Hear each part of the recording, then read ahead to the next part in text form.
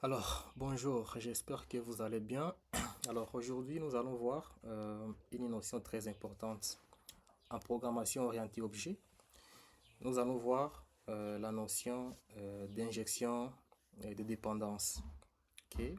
Et c'est une notion très importante, là où nous allons voir l'intérêt derrière les, les interfaces. Et donc, je vais vous partager déjà mon écran. J'espère que là, vous voyez très bien mon écran. Alors, ici, donc nous allons parler des injections de dépendance. On va voir la notion des couplages faibles, ok, couplage faible et couplage fort. Qu'est-ce que ça veut dire? Vous savez, euh, quand vous êtes un concepteur logiciel, donc quand vous êtes un ingénieur logiciel, la, pendant que vous faites la conception, la première chose à laquelle il faut penser, c'est euh, euh, l'évolution de votre application. Vous savez, un client va vous demander, OK, je vais mettre en place un système euh, qui calcule les salaires de mes employés. Donc, à chaque fois quand je vais avoir un nouveau employé, j'aurai besoin de faire un calcul sur base d'un salaire de base. Alors, j'ai juste besoin d'un petit système comme ça. Alors, toi, en tant que concepteur, il faut déjà penser que demain après demain, les clients, ils peuvent vouloir des changements. Ok? Bon, en termes, on parle de maintenance. Il y a des maintenances évolutives quand les clients veulent ajouter quelque chose de plus. Ok?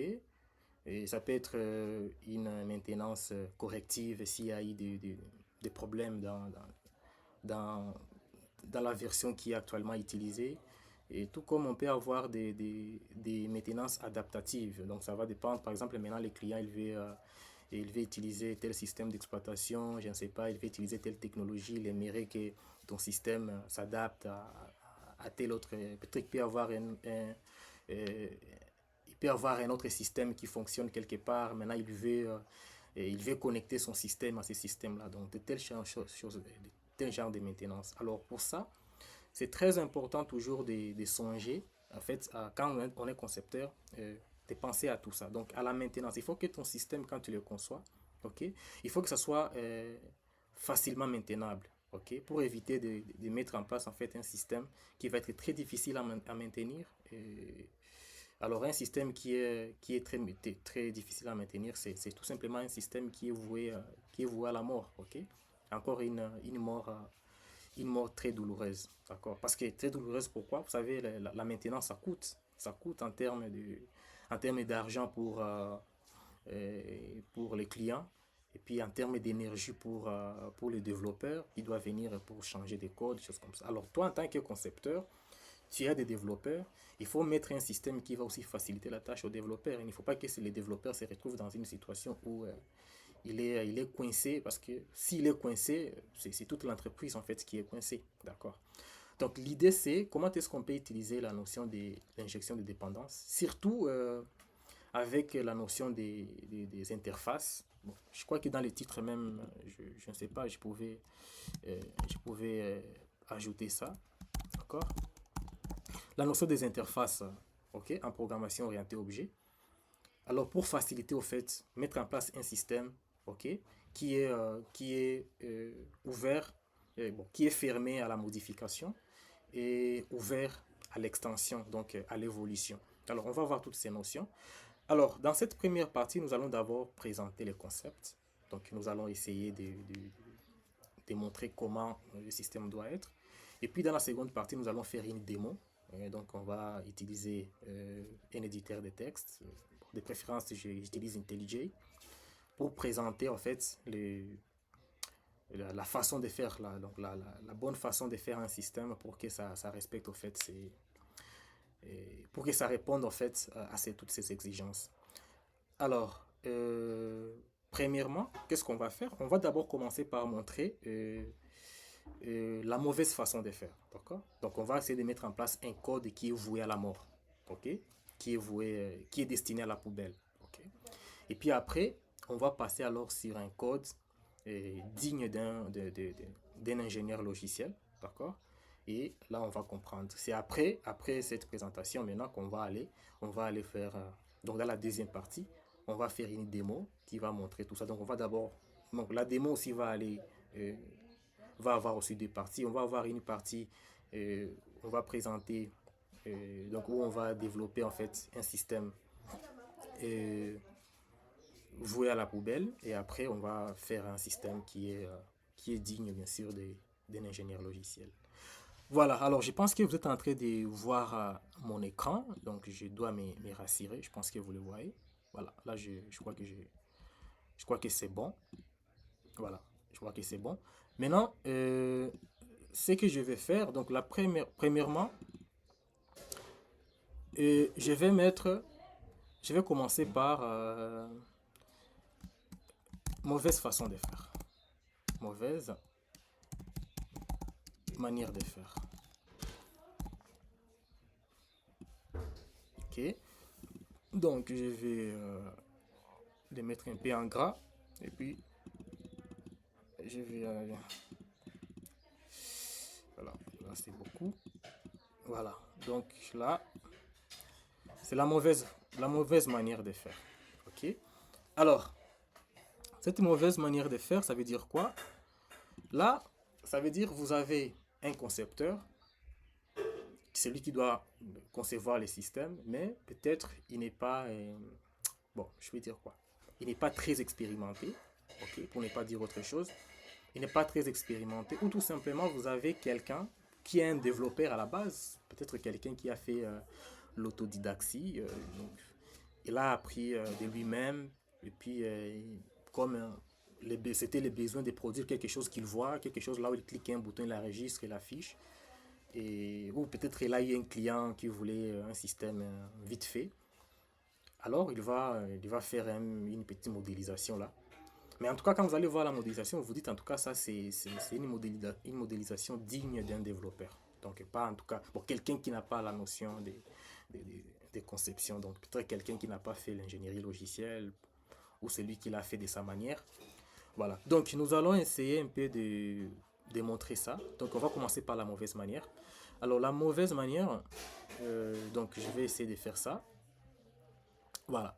D'abord, donc là, on va utiliser, nous allons avoir besoin des trois couches. D'accord? Qu'est-ce que je prends? Non, pas ça. On va avoir besoin des trois couches. Ok? Je vais avoir besoin de la couche qui manipule les données. Ok? Donc, je vais l'appeler ça DAO. D'accord? La couche qui manipule les données. Ok? Et puis, nous allons avoir besoin de la couche. Nous allons avoir besoin de la couche métier. Ça veut dire, la couche métier, ça veut dire là où on va gérer les métiers de l'entreprise. Donc, la logique de l'entreprise. L'entreprise dit, nous voulons que notre système fonctionne comme ça, comme ça, comme ça. Donc, c'est là où on va gérer, on verse cette gestion-là. D'accord? Donc, c'est la partie gestion. OK? Donc, ici, c'est là où nous allons soit faire, nous allons récupérer les données dont on a besoin, on va faire l'enregistrement, on va faire la modification. Donc, ça, ce sont les tâches. Donc, ça, c'est les data management. D'accord? Et puis là, nous avons les métiers, ça veut dire tout ce qui est gestion, tout ce qui cadre avec la logique du système qu'on veut concevoir. D'accord? Et après l'autre logique, on aura besoin maintenant de présenter les résultats à l'utilisateur, donc l'interface utilisateur. Sauf que nous, on ne va pas faire une interface graphique parce qu'on ne veut pas quand même faire un système costaud, mais on veut juste mettre en fait comprendre en fait les principes. C'est les rôles en fait d'un concepteur, d'un ingénieur logiciel, parce que faire un programme, une application, vous savez, aujourd'hui, écrire du code, c'est quelque chose qui est très important parce que si on a fait la conception, il faut passer au code. Mais au début, il faut d'abord un ingénieur, un concepteur qui doit d'abord comprendre comment est-ce que le système fonctionne et mettre en place, au fait, comment je vais dire, les piliers nécessaires au développement. Voilà, c'est pourquoi en fait on ne va pas faire une interface graphique. En tout cas, on va utiliser les modes console. Donc quelque part, on va avoir, c'est ce qui est vrai, on va avoir besoin aussi de la couche présentation. Donc là, on doit présenter à l'utilisateur, sauf que l'utilisateur ici, ça sera donc ça sera les consoles, donc les modes console, on va le voir après. Donc là, j'aurai besoin de la couche présentation. Et voilà. Et nous avons ça. Ça, je peux les pousser un peu là. Et ça ici. Alors, on commence d'abord par DAO parce qu'on a besoin de data management. Ok. Alors, on va supposer, on a pris l'exemple d'un client qui veut juste un petit système qui lui calcule les salaires de ses employés. D'accord. Ça veut dire que quelque part, il a une base de données. Ok. Il a une base de données où nous allons tirer les salaires des bases, les informations nécessaires. Je vais par ça. Donc, on a un BD quelque part là-bas. D'accord. Ici, nous avons une base de données. Voilà. Qui est quelque part là. D'accord. Et puis, ça, c'est la base de données. On ne va pas accéder directement à la base de données. Nous, on n'est pas... on ne va pas aller... Donc, le concept, pardon, l'utilisateur ne connaît pas la notion des bases de données, quoi que ce soit. Donc, nous devons nous mettre un système qui va interroger la base de données sur base d'une classe qu'on va définir dans DAO. Et puis, dans métier, on va faire la gestion qu'il veut. Après, on va lui présenter les résultats. D'accord. Maintenant, qu'est-ce que nous, on va faire? Ça veut dire, ici, on va avoir besoin d'une classe. Donc, je vais prendre une classe. Alors, ça, c'est la mauvaise manière de faire que je suis en train de vous présenter ici. Donc, le titre est là. Donc, je vais prendre une classe. Là, par exemple. Ici, j'ai une classe. C'est une classe qui va être connectée, qui va avoir la méthode qui permet de récupérer le salaire de base au niveau de la base des données. Ok. Alors, cette classe, je ne sais pas comment, je peux l'appeler comme je veux. Ok. Juste donner un nom qui reflète en fait ce que la classe fait. Je me dis quoi? Je me dis et comme je veux, je peux l'appeler data management. Data, bien data manager. En tout cas, le nom de la classe, c'est comme vous voulez. D'accord. Alors ici, je n'ai pas besoin des attributs, mais j'ai besoin des méthodes. Ok. Donc j'ai besoin d'une méthode que je vais appeler ça get salaire. Get salaire base. Donc ça va récupérer les salaires de base. Ok. Et sur base de ça, c'est sur base de ça que nous allons calculer le salaire de l'employé. Ok. Alors, c'est une méthode qui ne prend rien en paramètres. Ok. Mais ça nous retourne quand même une valeur. Ça va nous retourner, disons, un double. Donc, un nombre décimal. D'accord. Et voilà. Et puis, ça, notre classe, ok, à travers cette méthode getSalaire, va se connecter à la base de données pour récupérer les informations. Donc, ça va récupérer les salaires des bases. Alors, comment on va présenter ça? Ça veut dire, je peux prendre quelque chose ici. C'est où ça?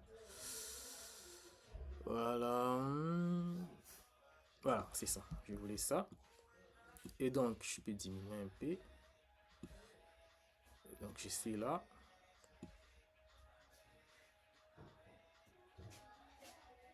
Bon, et je suis là. Ok. Donc, nous avons cette relation-là. Je pense que je vais un peu faire ça. Voilà.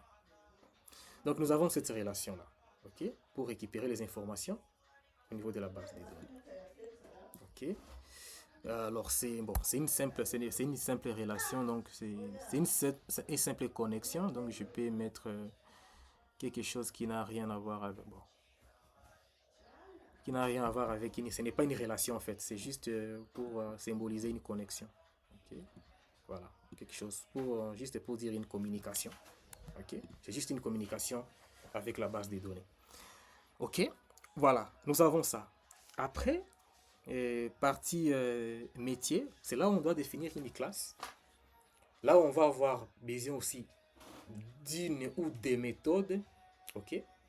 Bon, pour notre cas, comme c'est juste pour calculer les salaires, donc on va avoir besoin d'une méthode qui va maintenant calculer les salaires de l'employé sur base, ok, du salaire de base qui sera retourné ici.